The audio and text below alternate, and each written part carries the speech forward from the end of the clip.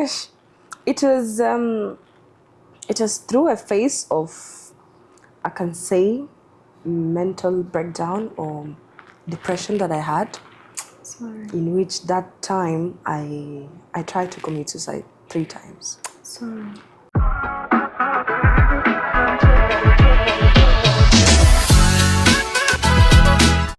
Hi everyone, welcome and welcome back to Life with Maggie.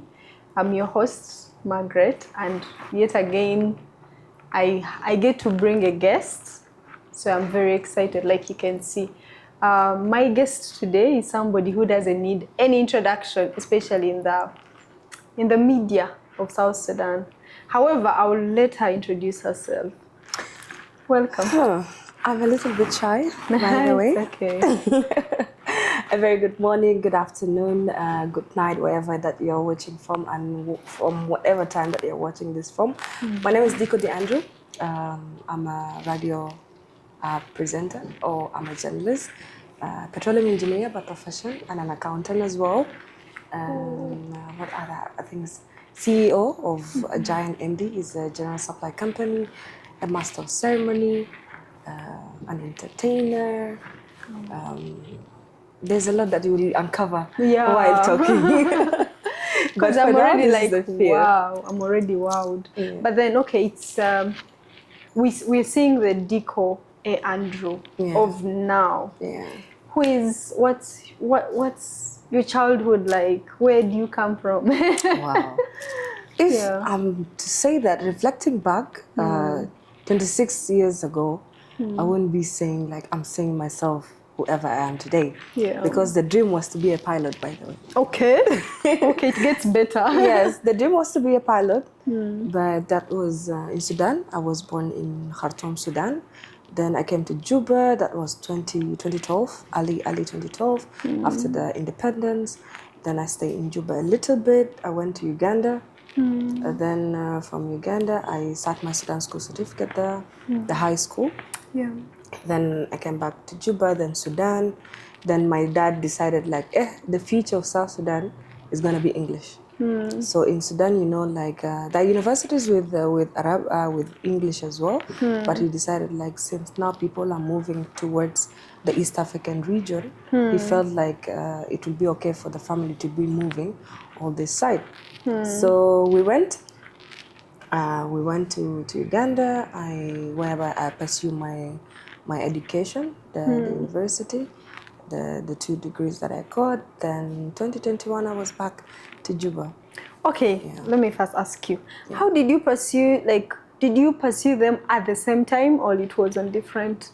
Because, I mean, looking at your age, you're really young. Like, when did you get all these degrees? Actually, it was when we were at year 3, semester 1.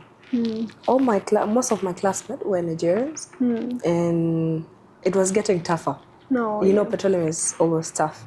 So they were saying like, okay, why don't we try something else in case we failed in this? Because like it was really getting tough, and not with the retakes, but we just felt like it's just too much to handle, and we also want to challenge ourselves. Wow. So they said, okay, why can we do this whereby it will be more of a long distance, but you're just around. You go and do exams, like you will be just receiving the notes you read at home, then just go do the coursework, you go do the tests and do the exams, in which we have succeeded it. And by 2020 December, we did have the 2 degrees at the same time. So because this is 4 years and then the other one is 3 years. 3 years, yes. Okay. Actually, for petroleum, it was 5 years. It was 5? Yes, it was 5 years. Yeah. Wow. So you did, in your second year, you did. Third. Was it from the same university? No. It was in another different university. Which universities did you go to, if you don't mind? Kampala University, then that would be IUEA, International University of East Africa. Yeah, that's why you mentioned Nigerians, because of Kampala University. Our school was fun, like, big shout out, by the way, to all my OGs. Yeah. So I'm curious. So you come from Sudan with your Sudan certificate. Yes. What did you do? Did you do any upgrade from Uganda to Yes. be able to join the university? Or That's I mean, why- somebody might be. That's why we had, for petroleum, I have to do 5 years because I have to undergo foundation, the foundation program. Because like, remember like the Ugandan system, you have to do either senior 4 or senior 6. Yes. So for that to be accomplished, at least you have to do foundation. For 1 year, that will be 2 semesters. And with that what I have acquired as well. Oh, Yeah. okay. Wow, interesting. How was it? How was Uganda? Because I feel like there's a bit of cultural shock Yes. from Sudan So to East Africa. so big. Yeah. I can tell you that, Maggie, because like when I went to Uganda, even coming to Juba itself, Yes, by the I didn't way. like it. Yeah. I was telling my mom I want to go home. Even not me, but my siblings were telling my mom like, this is not our home. Like another region, but this is not our country and stuff. But yet remember, it was due to the independence, and by then we didn't absorb whatever that was happening around politically or geographically, but it had to happen.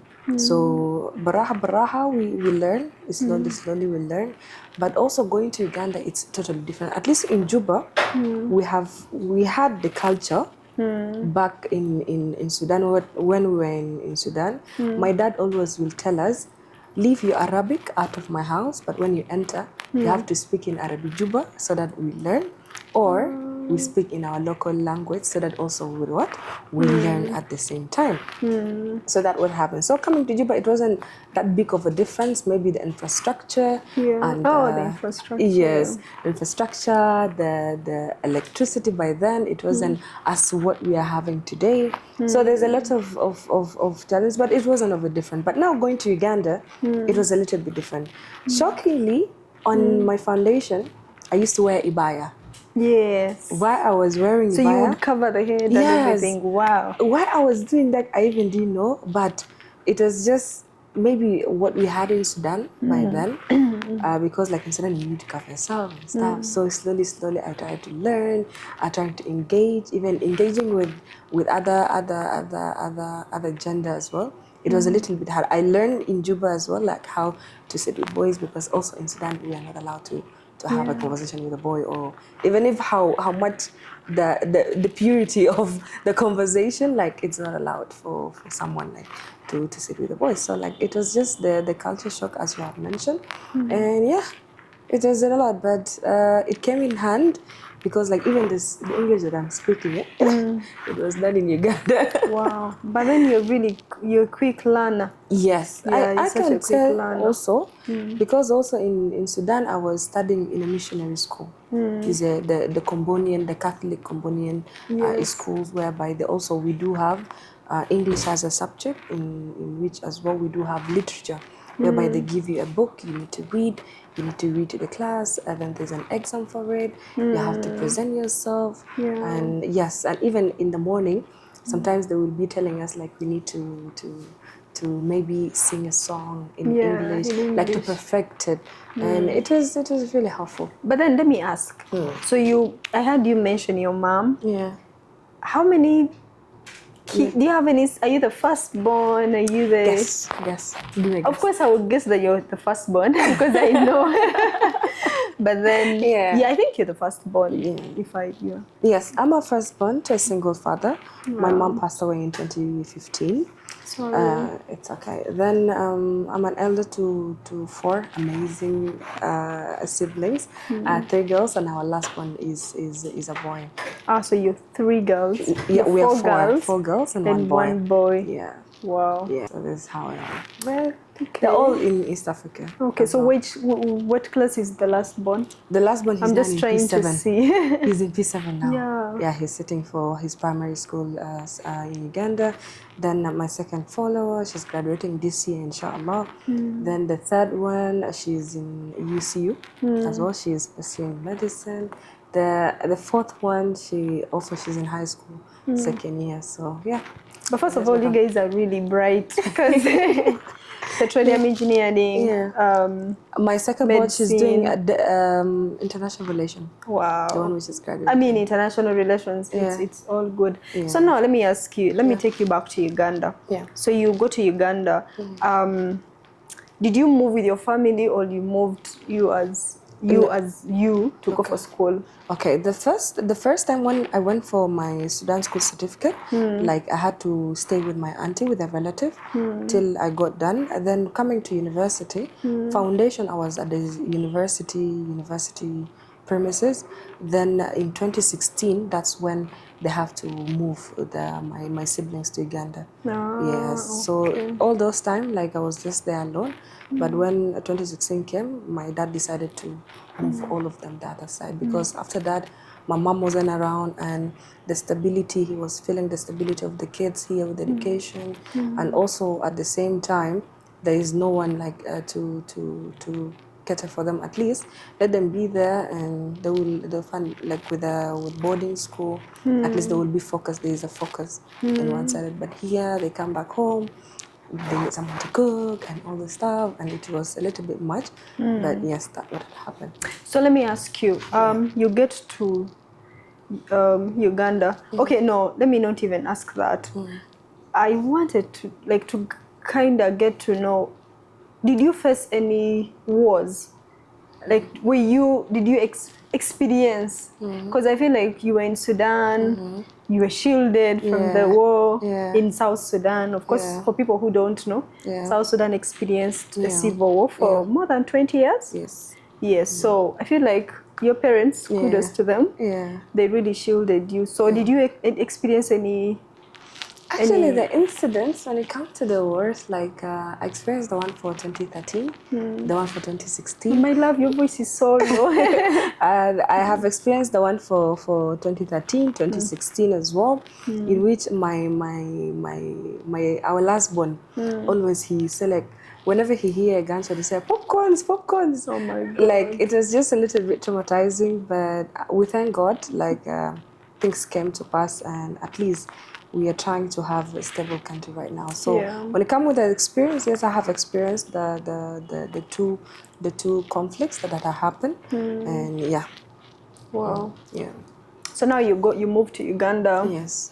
Should I fast forward, or there's anything that let me even ask this. So you go to Uganda, you're covering your face, your head, you have all this abaya and everything. Yeah. You're around Nigerians. Did you get any Nigerian guy? No, I don't know, because I feel like, with the way you look, the way you're beautiful, whatever you're carrying front and back, there is no way. For sure, but I was so happy. I was so happy, like those Nigerians, they were taking me as the younger one. Like the youngest in the class and stuff. So I was always pampered, So in the morning they say, Diko, there is water. Diko, we go for lunch. Diko, we go shopping. Diko, we go watch movies. So it was more of them taking me as the younger one. Despite that, Nigeria is a little bit tough into getting to know new people, or even getting someone to be in their cycle. Yeah. So I think because of me, I'm so talkative. I'm just every time jolly. I will disturb you till you break your ego and pride, and we get to a certain level. So with them, it is just more of a relationship of the brothers that I have as well. And when it comes to relationship wise, I think I have dated South Sudanese. Like I haven't dated foreigner before. Yes. So did you get any South Sudanese when you're in Uganda? Maggie, you just want to open my life, or you want I just want to know small, big. Okay. When it comes to relationship, as I can tell, most of the relationship that I had, it was long distance. Like I can say literally most of them are long distance. I don't know what was my intention. But by the way, there were some cute boys. Like there were some cute boys, by the way. Like there were and imagine it's International University of East Africa, whereby you have the Congolese, you have the Ethiopians, you have the South Sudanese, you have the Sudanese. Like there's a lot of varieties, by the way. But I just felt maybe it's God planned for me to have this relationship. It's okay. Yeah. It's okay. So relationship-wise, that's what had happened. So I feel like, okay, you're in Uganda, you've lost your mom, rest in peace. How did you handle that?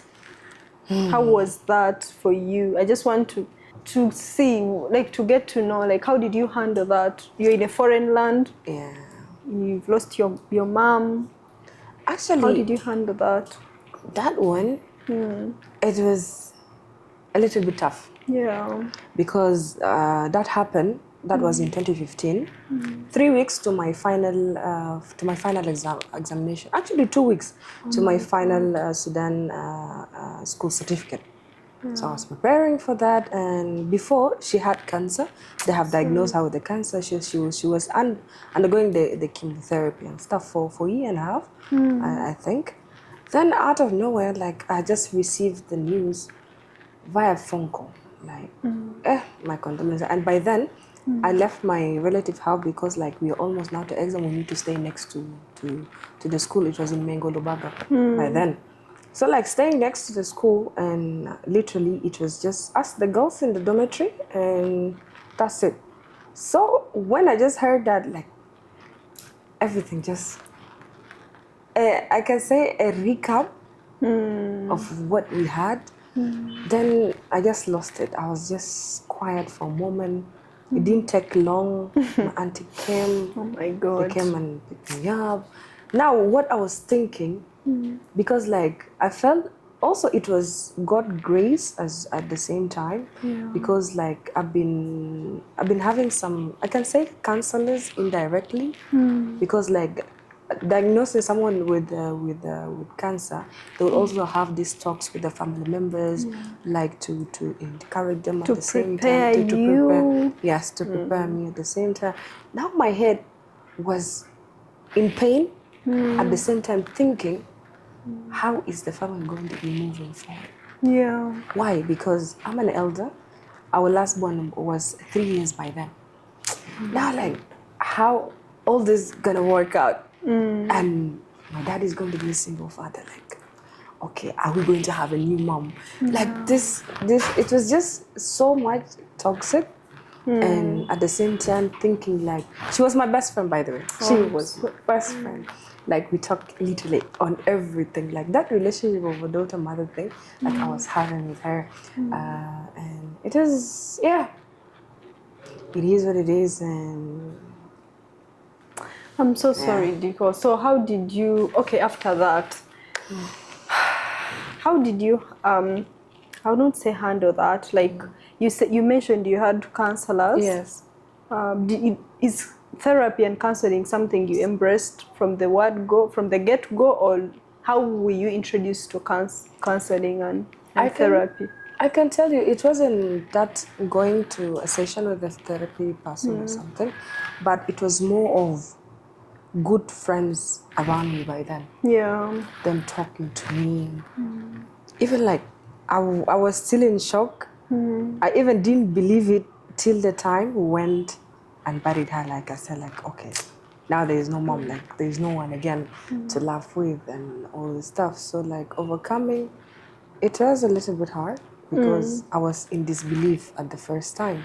So it had to come with acceptance of me and I and myself, to accept like she's no more, and now I'm a mother, because like I'm now taking her place. What's going to be happening next? Because if I'm weak, my dad is going to be weak, my siblings will be weak, and I have to be strong enough. So it was just the good circle of people that I was having around me, and that would have really helped me. Despite that time it was hard, but it was just the words of encouragement of people who came through to me that very period of time. Okay. Yeah. So I met you actually through Watoto. Yes. I don't know if you remember. Yeah. No, I met you, but you did not meet me. So I saw you at Watoto. I already saw you at Watoto. Yeah. How did you join Watoto? Just how did you become a Watoto girlie? By the way, joining Watoto, it was through a phase of, I can say, mental breakdown or depression that I had. Sorry. In which that time I tried to commit suicide 3 times. Sorry. So what happened? It was through a cell. In the hostel, we have this we have cell. One of our friends was hosting a cell, so he kept saying, Diko, come. And imagine we can go out nightlife with friends. I would be the one calling him, hey, come on, open for me the door. He'll come like, Diko, are you safe? I said like, yes. then I'll go to the room. So he keeps saying, Diko, come to church. Diko, come to cell. If you cannot make it to church, come to cell. So coming to cell, and that period of time, I think nobody knew about it. It was, I can tell it was only 2 people, if it to be counted. And this is, I can say this is my first time or second time trying to speak it publicly, that I went through that phase and I've tried to commit suicide by then. So through cell, the first time they prayed with me, and I just fall in love with it. And you know how watoto is. Like, it's just always fun. Like, it's just preaching the word of the God in different ways, and in which it was so touching. And I felt I needed that at that very moment, because like, if it's not my cell members or the youth that we are having by then, I don't know where will I be. Oh my God. Because it was really dark. Despite that, I can be talking to people very happy. But when it hits, when I'm going back to my hostel, I'm going back to my room, I'm all alone, for dark room, because I used to have black curtains. I have black curtains. I switch off the lights. I'm just there alone. And what I felt like I really need to be there for myself. It's when I had 2 days. I locked myself inside with a padlock outside. Like, even so if someone people assume that you're not. I'm not there. They will always assume Diko went home. Because always they know if Diko is not in the hostel, she went home to see her siblings. So I was there for 2 days, no food, no water, no nothing. I was just there. Even like, I just think, okay, Diko, what are you trying to do to yourself? Like, is this what you want? Is this the purpose that you have been brought to do? Because like by then, I can say, I went to church for the first time to Watoto. It was Pastor Brian. Pastor Brian was talking about purpose. Purpose and being a lukewarm human. Like, I can tell you, I love God with all my heart, okay? I love God so much, so much. Even sometimes I feel jealous when someone is talking to me about how much they love God, and then I say like, that's my guy. No, this is mine. There's no one else. So he was talking about purpose, then about lukewarm, in which by that time, as much as I love God, I was also into the world. So I was just here and there. So like, Diko, you have been raised in a proper family, whereby my grandfather was a bishop, my uncle was a bishop, and it's just a Christian family. Like, everybody was saved, and everybody was just serving God. So what am I doing? What do I want?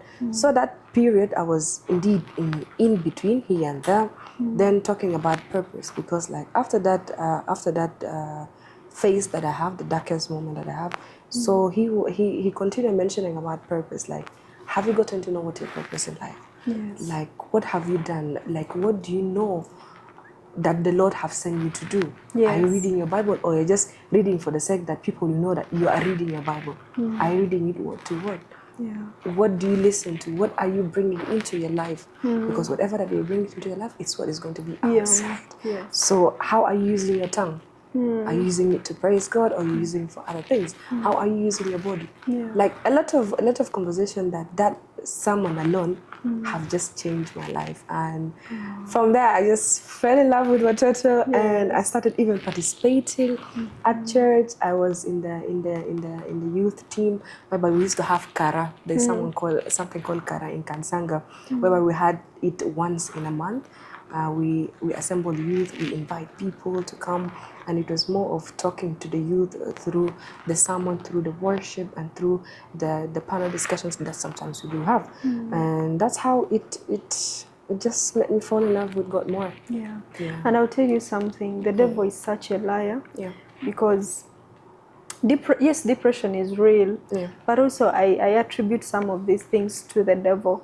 Because imagine, this is somebody that is pursuing her like engineering, not just engineering, she's at the same time pursuing another degree in accounting, and then the devil comes and puts negative things thoughts in you, because he really wanted to steal your. Yeah. He didn't. He knew who you were going to become, and that's why he was fighting you. Yeah, and by then also like I was able, because I was having this thing, like I don't want to look weak in front of people. Like I'm always the one for the people. Like I'm the hero for everybody. But when it comes to me, I felt like I can be there for myself. Whereby I at that moment with the circle of people that I was having, and then my cell members as well, like I was able to open up, talk to people, and they prayed with me.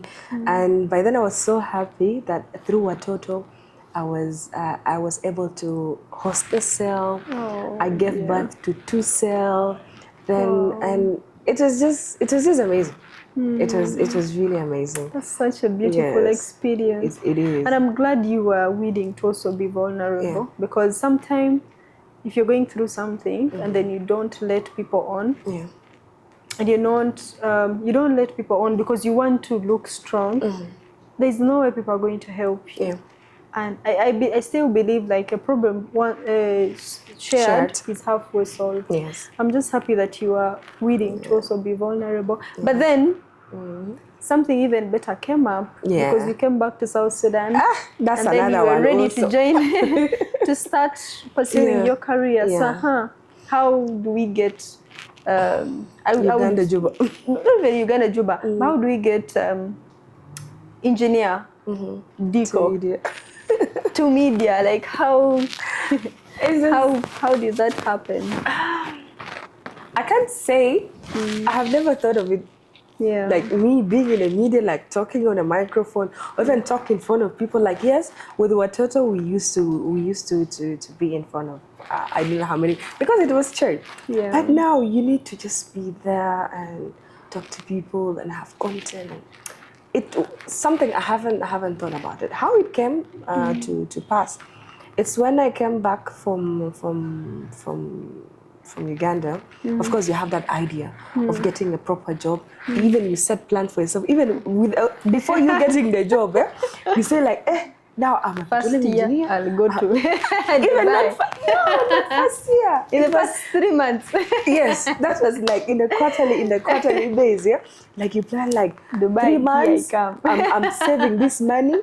I remember the first month's salary you give it to your parents. So like, okay, this my first salary, I'll give it to my dad, and I give it to my grandfather, and then afterwards I'll be saving to even pamper my siblings. Then after I will try to get a plot. I'm telling you. I buy a car. Then after that I think of a business. Then vacation come afterwards. Then marriage, and these plans that I have for myself.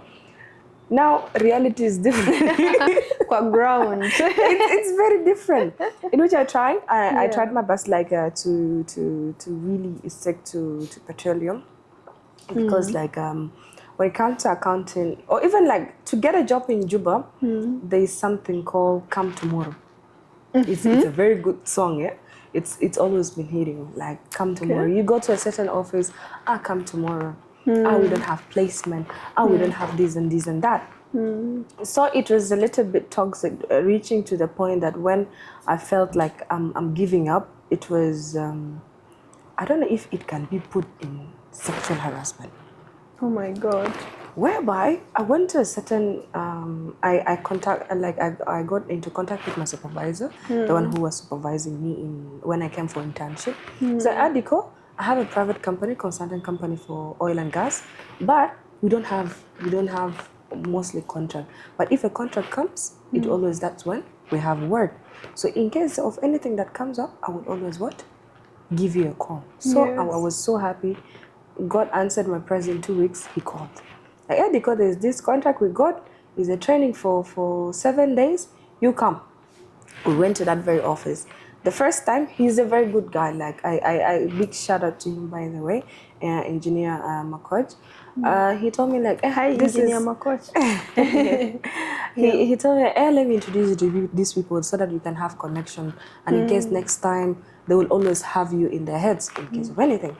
So I was introduced to this head of that very company. So, okay, print your CV. You know, this normal thing. I said, like, when it comes to my CV had suffered. Like, it's been printed, I don't know how many times. Yeah. And it's such a big CV, by the way. Yeah. So what happened? I printed the CV, I gave him. So, okay, at the end of the hajada of the training session, my supervisor also still insisted that Diko, print again that CV and we're going leg on leg with you. Let's go and meet this guy in person, because by then it was a public. It was when we are opening grand opening of the training, but now we are closed. Let's go to his office and reintroduce you again. Maybe like on a personal basis, he will have you in his head and he will be putting you in his mind. I said, okay. I printed my CV. Then he said, this is my daughter. He called me my daughter. This is my daughter, and she graduated from university. She did this and she did that. In case if you have any opposition, you give her. Then the guy said, oh, fine. Where is your CV? I give him the CV. No call, and I keep up the trying to keep update, follow Reaching up. out. Yeah, reaching out, reaching to I think it was August or September. I then got a call from a friend. Like, hey Diko, I'm here at this company. There's a probability of a placement. What you need to do is come to the office, bring your CV. I said, like, fine, no problem. I printed my CV and dressed so good. I went to the guy, the same guy that I was introduced to. So the guy got a call, my friend got a call, and he left us in the office. I gave him my CV again. He started asking, what did you do? Which because like it was more of the petroleum sector than the accounting. Then I explained to him what I did, what was my project all about, and all this stuff. He said, like, fine, no problem. Now here's my card. You call me at 10 p.m.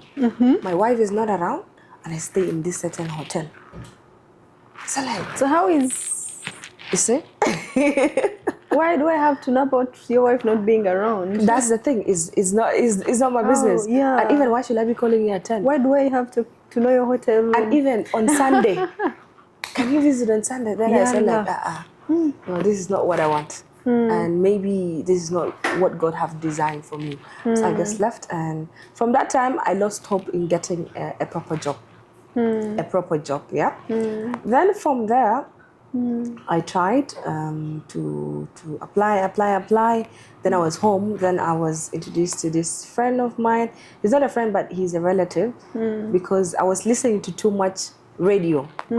Listening to that very radio. It was Advanced Youth Radio. Then there's a time they had an event. Then they told me, Diko, you come, we want a PR person, because I'm also good in marketing, by the way. Yeah. So they told me, like, okay, we need a PR person to come and talk on our behalf to the radio station in order to play our jingles, because they were having it was an entertainment event. Then they didn't have enough money. Sorry, they didn't have enough money. So I was talking. So they asked me to be the PR. I went to the radio station and we landed at Advanced Youth Radio.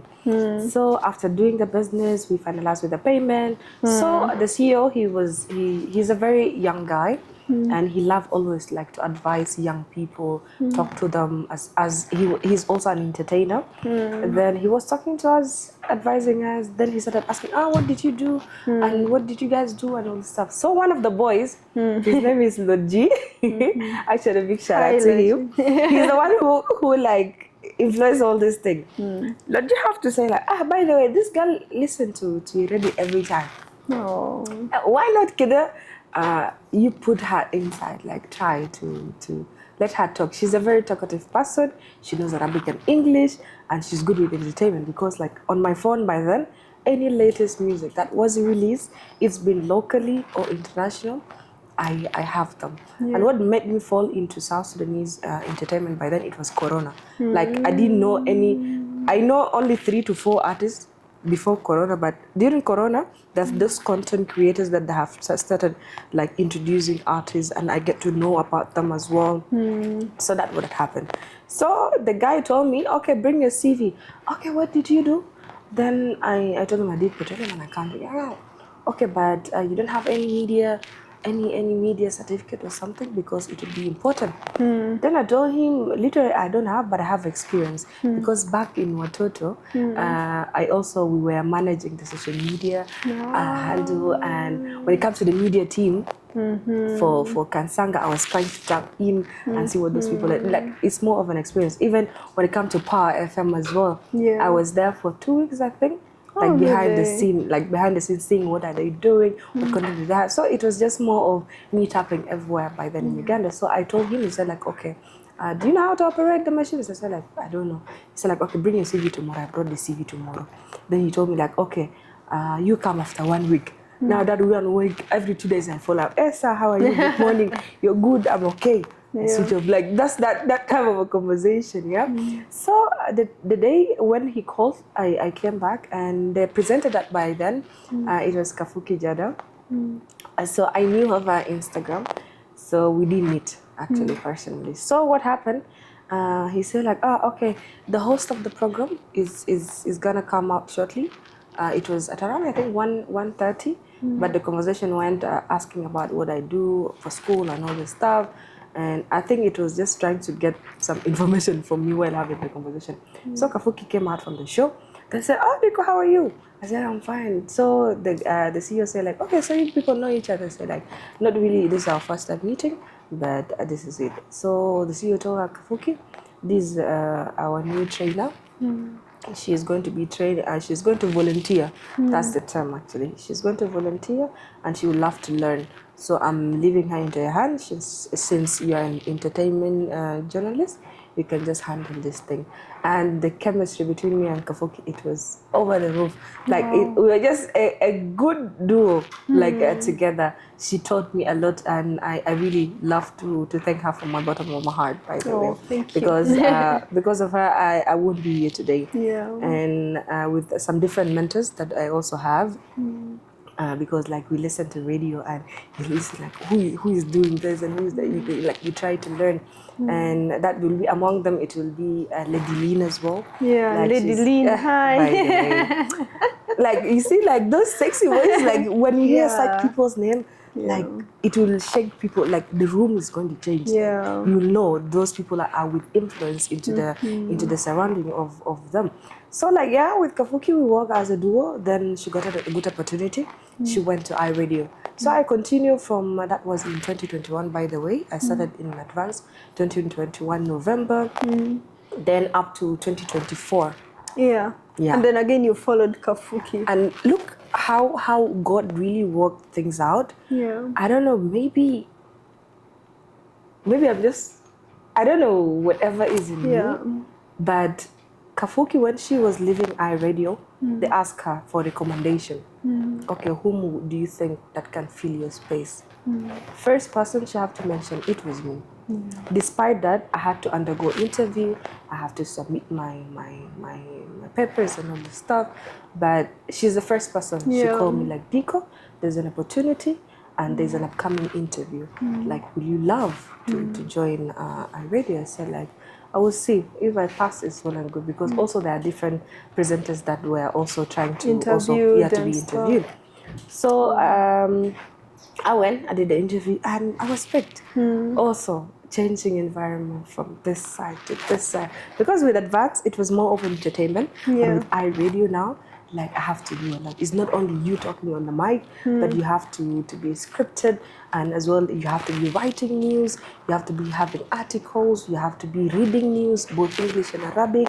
You need to learn the machines. So it was more of a learning environment, but with Advance, it was the starting point of me how to be into that field. In which it was a little bit challenging at the start, but with the help, as I mentioned, with the help of Kafuki and the team at Advanced Youth Radio by then, they really helped me out, and I learned from that side.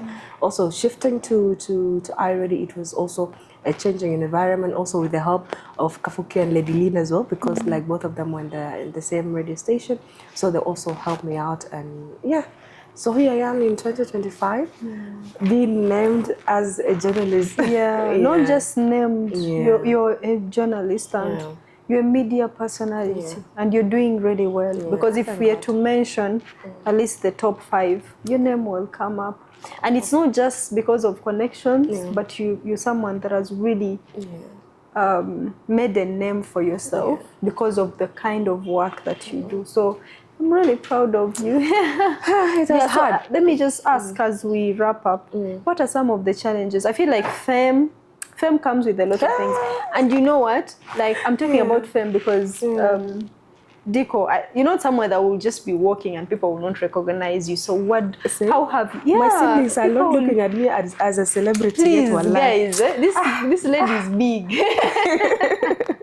So how have you handled the fame as we wrap up? With fame and mental health, it really carry a lot. And as being mentioned, it's okay. As being in this field, also last year, it was another hit of depression and anxiety also hit me, in which I have to go through some therapy session because of that.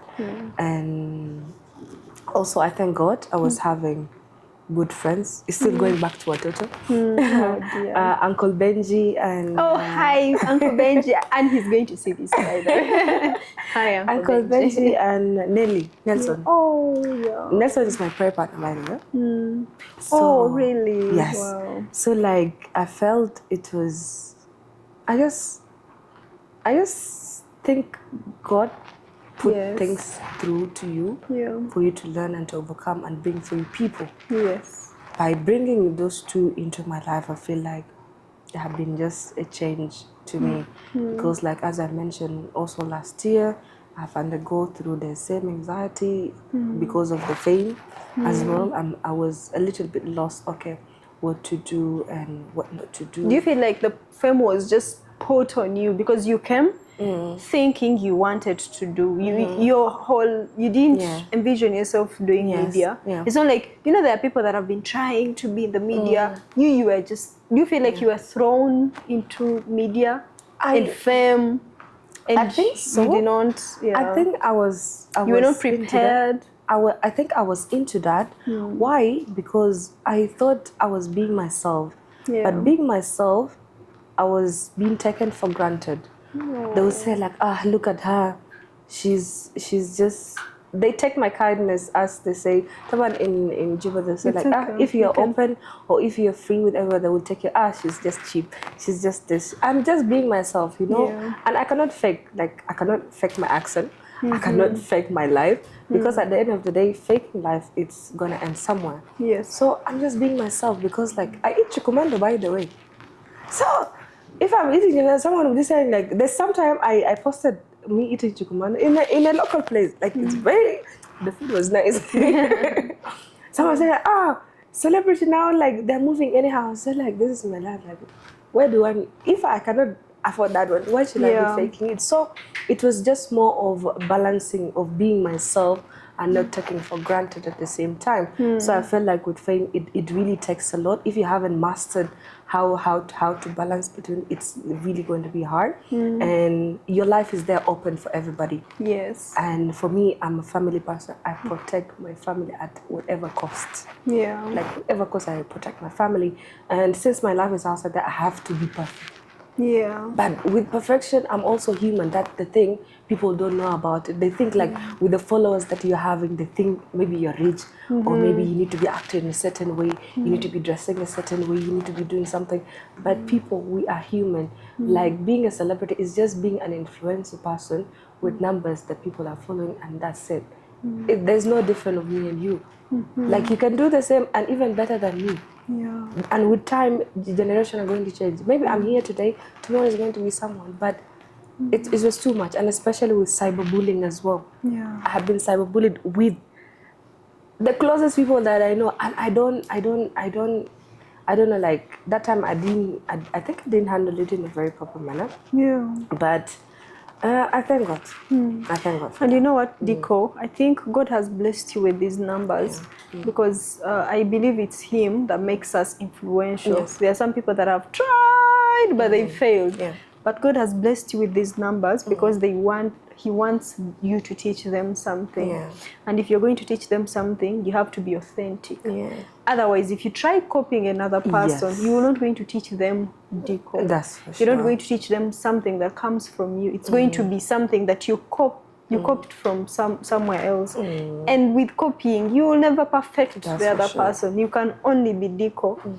And if we allow you, or if you allow yourself, give us what Diko gives, it will be perfect, because there's nobody that is going to do it like Diko, because you're the Diko. You get what I mean? So don't let any naysayers, any troll, anyone, because at the end of the day, hurt people hurt.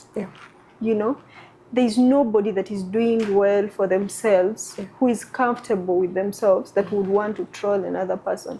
It's hurt people. They are frustrated, so they're looking for people to join them in the misery. Never let them get to you. Of course, as a human being, you will feel it at some point, but always remember that these people don't know you. They're speaking from what they're seeing. They're projecting who they are. So never ever let them get to you. Yes, they will get, sometimes they will get to you, but don't let them keep you down for long.